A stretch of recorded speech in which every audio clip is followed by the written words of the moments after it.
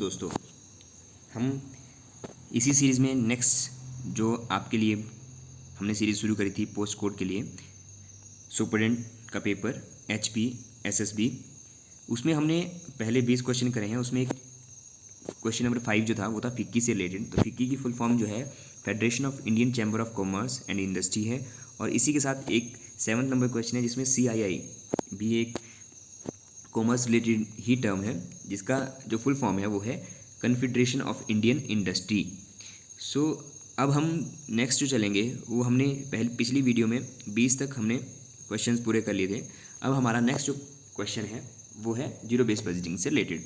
तो यहाँ पे पूछा गया है कि जो जीरो बेस्ड बजट है जो USA में इंट्रोड्यूस हुआ था, तो आपका क्वेश्चन एक ये भी बनता है कि जीरो बेस्ड बजट जो है वो कहाँ इंट्रोड्यूस हुआ था। तो सबसे पहले ये USA में हुआ था और किसने किया था? जिमी कार्टर द्वारा। तो जीरो बेस्ड बजट जो है ये बजट हमें ये बतलाता है कि इस बजट में कोई भी बेस नहीं होता। इस बजट का जो बेस होता है वो ज़ीरो होता है और इसके अंदर हम जो भी बजट बनाते हैं वो एक नया बजट होता है। इसमें कोई भी बेस नहीं होता, इसलिए इसको जीरो बेस्ड बजट बोलते हैं। इसमें कोई भी बजट शुरू किया जाता है वो जीरो से ही शुरू किया जाता है। उसमें पूर्व में जो बीती पास्ट की जितनी भी घटनाएं घटती हैं उसको कंसीडर नहीं किया जाता है। नेक्स्ट क्वेश्चन है कि bad debts written off as a bad on subsequent recovery would constitute a.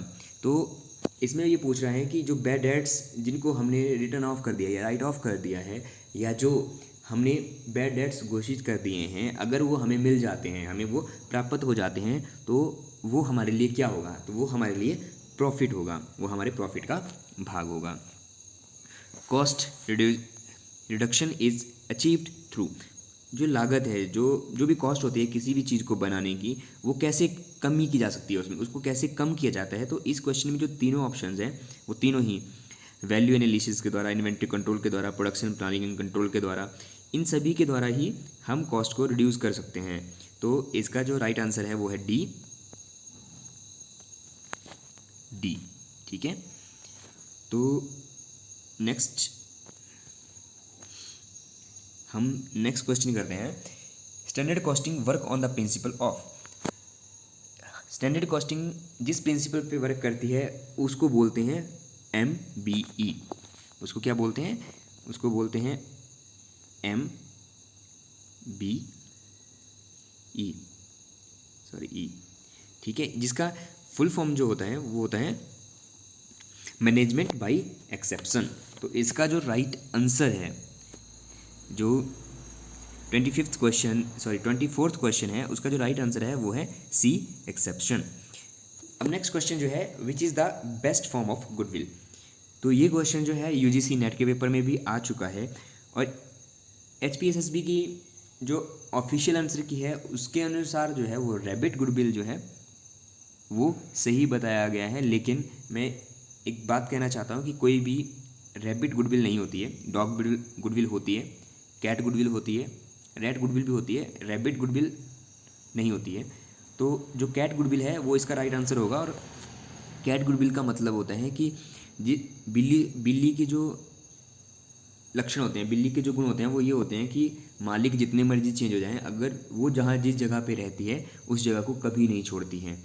तो इसलिए कैट गुडविल जो है वो सबसे अच्छी होती है कि अगर कोई इंटरप्रेन्योर वहाँ से अपना बिजनेस बंद करके चला भी जाता है तो कोई नेक्स्ट बंदा आके उस जगह पे बिजनेस करेगा तो वो गुडविल वैसी की वैसी ही रहेगी।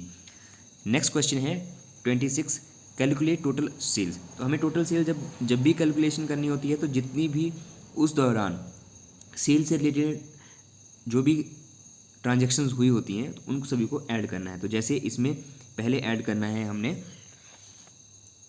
20,000 कैश जो सेल हुई है, कैश सेल को हमने ऐड करना है। उसके बाद हमने करना है ऐड 80,000 जो डेटर्स हैं, कैश रिसीव फ्रॉम डेटर्स, तो वो भी सेल में ही गिना जाएगा।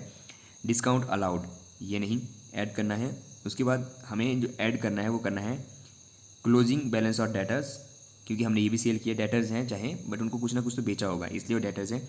और बिल्स रिसीवेबल ये भी एक किस्म के डेटर्स ही हैं जो हमने बिल्स जिन पे लिखे हुए हैं। तो इस तरह से टोटल जो हमारा हो जाएगा वो बन जाएगा 1,12,000 माइनस उसमें से हमने करना है जो बच गया 24 और 4, तो आई थिंक ये बनेगा 28,000। तो 28,000 को जब हम 12 में से उसमें से 1,12,000 में से कम करेंगे तो ये बचेगा 84। ठीक है, तो इसका राइट जो आंसर है वो है ए, 84,000। तो नेक्स्ट क्वेश्चन है गार्नर वर्सेस मूरे नियम। गार्नर वर्सेस मूरे नियम जो किस केस में एप्लीकेबल होता है? तो ये एप्लीकेबल होता है जब जो पार्टनर जो है वो दिवालिया हो जाता है।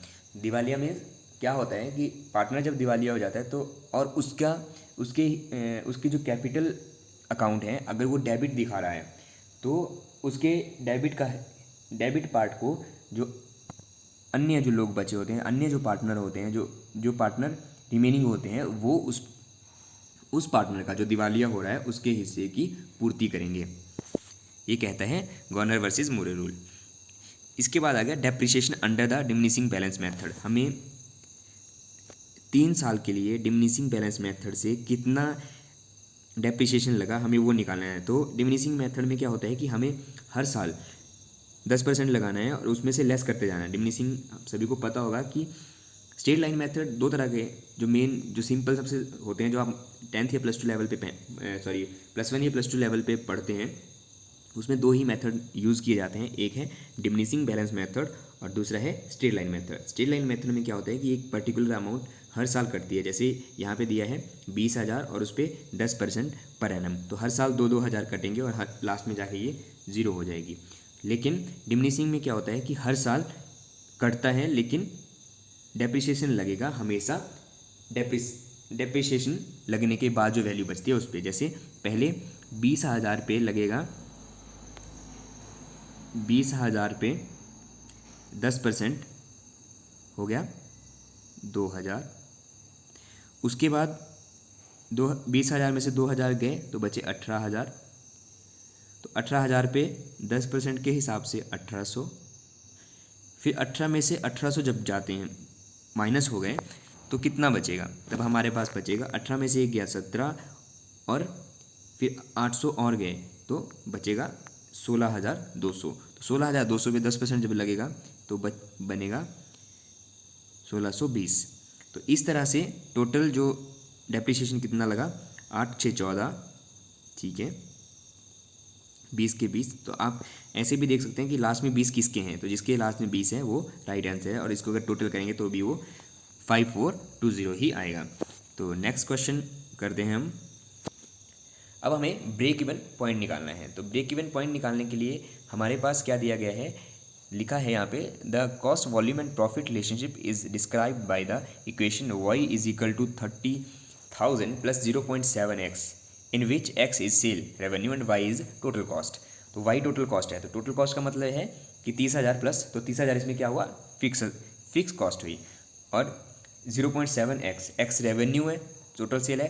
तो जो टोटल कॉस्ट होती है वो किस को मिला के बनती है, वो बनती है fix cost plus variable cost को। तो यहाँ पे फिक्स कॉस्ट 30,000 वो दी हुई है, वेरिएबल कॉस्ट हमारे पास 0.7 दी हुई है। तो 0.7 का मतलब वो सेल की 70% है, 70%। तो अगर हम उस तरीके से देखें तो प्रॉफिट हमारे पास कितना बचता है, प्रॉफिट हमारे पास बचता है ओनली 0.3। तो हमें क्या करना है कि जो भी हमारे पास अमाउंट दी है, जैसे 30,000 दिया है, तो ब्रेक इवन पॉइंट का फॉर्मूला क्या होता है,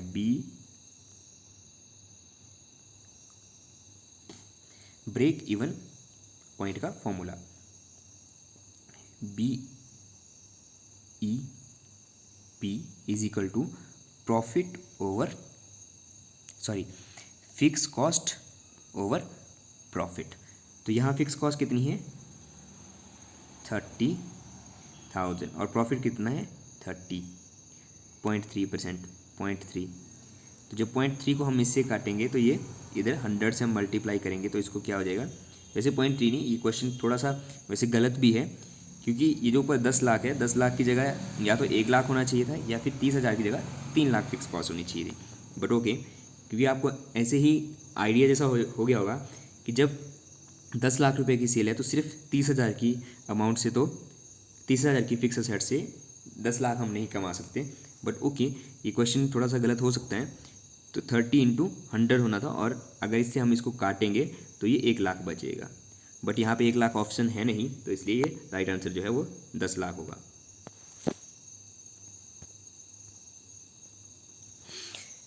सो राइट आंसर इज 10 लाख। जो नेक्स्ट क्वेश्चन है वो क्वेश्चन है, actual sale of a firm is 120 lakh, variable cost amount is 72 lakh, the firm break even at 90 lakh, the amount of profit is. तो इसका जो राइट आंसर है वो 12 लाख है। लेकिन वो 12 लाख आया कैसे, वो मैं आपको बता देता हूँ। ये हमारा आज का लास्ट क्वेश्चन है। इसमें हमें सबसे पहले जानना होगा कि किसी भी फर्म की जो ब्रेक इवन पॉइंट है रुपीज़ में, वो जो इस यहाँ पे जो ब्रेक इवन का फॉर्मूला लगेगा, break even point is equal to fix cost over contribution multiply by S. या इस फॉर्मूले को जब हम सारी आइटम्स डालेंगे तो हमारे पास अमाउंट अलग आएगी, तो हमारे पास फिक्स कॉस्ट आ जाएगी। तो पहले आप सभी लोग इस क्वेश्चन को ऐसे करिए, नेक्स्ट वीडियो में मैं इसका आंसर आपको दे दूंगा। Thank you friends. अगर आपको कोई भी ऐसी चीज़ इस वीडियो में लगती है कि जिसको मैं इम्प्रूव कर सकता हूँ, तो प्लीज़ मेरी हेल्प करिए। मैं चाहता हूँ कि मैं अपने आप को इम्प्रूव करूँ, मैं अपनी टीचिंग स्किल को इम्प्रूव करूँ। तो प्लीज़ आप सभी लोग कमेंट करिए, मुझे सब्सक्राइब करिए और मेरा साथ ऐसे ही देते रहिए। Thank you.